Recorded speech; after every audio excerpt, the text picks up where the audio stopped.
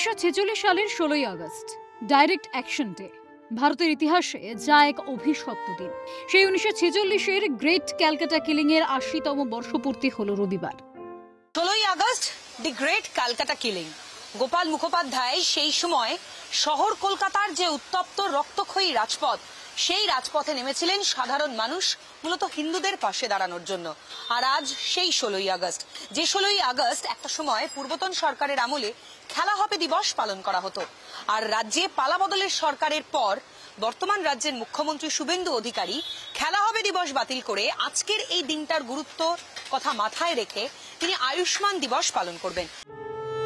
পূর্বতন সরকার এই ঐতিহাসিক 16ই আগস্ট দিনটিকে খেলা হবে দিবস হিসেবে পালন করত।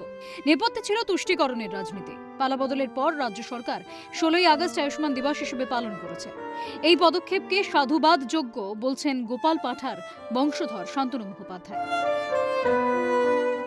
আফটার ইন্ডিপেন্ডেন্স যে কটা রাজনৈতিক দল পরিবর্তন হয়েছে তারা কেউ স্মরণ করা তো দূরের কথা, এই দিনটাকে কলুষিত করেছে। পূর্বতন সরকার এই 16ই আগস্ট দিনটাকে খেলা হবে দিবস বলে প্রচার করেছিল এবং সেলিব্রেট করেছিল। বর্তমান আমাদের নবনির্বাচিত যে সরকার মাননীয় শুভেন্দু অধিকারী মহাশয়ের নেতৃত্বে এগিয়ে চলেছে, ওনার ঘোষণা যে এই দিনটা আয়ুষ্মান ভারত দিবস হিসেবে উদযাপিত হবে, এই উদ্যোগটা উনি নিয়েছেন। এটা আমাদের পরিবারের তরফ থেকে আমরা অত্যন্ত আনন্দিত। আমরা সাধুবাদ জানাই ওনার এই প্রকল্পের যে ঘোষণা।